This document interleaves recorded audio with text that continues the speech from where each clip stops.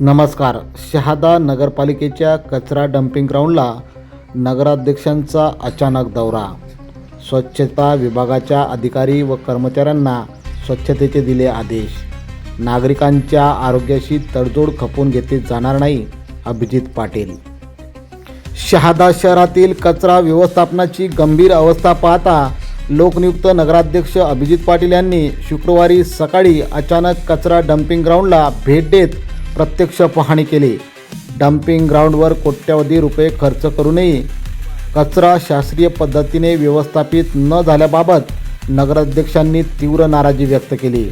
यावेळी स्वच्छता विभागाचे अधिकारी व कर्मचाऱ्यांकडून स्थितीची माहिती घेत कामात हलगर्जीपणा सहन केला जाणार नाही असा स्पष्ट इशारा देण्यात आला आहे. शहरातील नागरिकांच्या आरोग्याशी कोणतीही तडजोड केली जाणार नाही. कामात अडचण असल्यास माझ्याशी थेट संपर्क साधा, असे नगराध्यक्ष अभिजित पाटील यांनी सांगितले. नगराध्यक्षांनी कचरा वर्गीकरण, नियमित उचल, सुरक्षित साठवणूक आणि आधुनिक पद्धतीने विल्हेवाट लावण्याच्या सूचना दिल्या आहेत. दोंडाईच्या रस्त्यावर पडलेला कचरा तात्काळ उचलण्याचे आदेश देत डम्पिंग ग्राउंडलगतच्या शेत शिवारातही रस्ते स्वच्छ करण्याचे निर्देश देण्यात आले आहे. आधी काम नंतर राजकारण ही भूमिका घेत नगराध्यक्ष पाटील यांनी कामातूनच आपली कार्यशैली दाखवून दिली आहे. शहाद्यातील कचरा व्यवस्थापनाचा प्रश्न नगराध्यक्षांनी थेट हातात घेतल्याने प्रशासनात खळबळ उडाली असून आता प्रत्यक्ष कृती कितपत होते याकडे नागरिकांचे लक्ष लागून आहे. KTN news network, Shahada. आज मी दोंडाईच्या रस्त्यावरील घनकचरा संकलन केंद्राच्या इथं उभा आहे.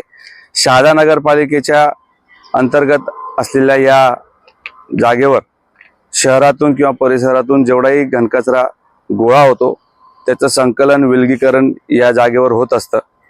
मागील काही काळापासून प्रचंड प्रमाणामध्ये नियोजनाच्या अभावी नगरपालिकेने पूर्णपणे दुर्लक्ष केल्यामुळे देखील संपूर्ण कचरा व्यवस्थापन कोलमडलेलं आहे. आणि निश्चितपणाने आता नवीन नगरपालिकेची बॉडी आलेली असल्यामुळे सर्वात प्रथम या जागेचा विषय किंवा घनकचरा व्यवस्थापन कसं असलं पाहिजे याच्यासाठीचा सुरुवात आम्ही केलेली आहे.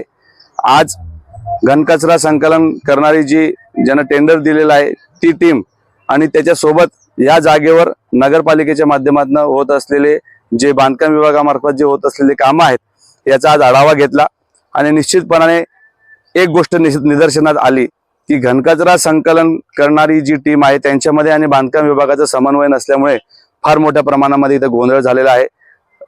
कचऱ्यावर रोडवर कचरा टाकला जातो, आतमध्ये कुठली व्यवस्था नाही, म्हणजे प्लॅनिंग अभावी बऱ्याचशा गोष्टी इथं झालेल्या आहेत. आणि म्हणून आज सुरुवातीपासूनच आपण शहादा शहरामध्ये घनकचऱ्याची व्यवस्था कशी चांगल्या पद्धतीने राबवता येईल याच्यासाठी आम्ही आज सुरुवात केलेली आहे.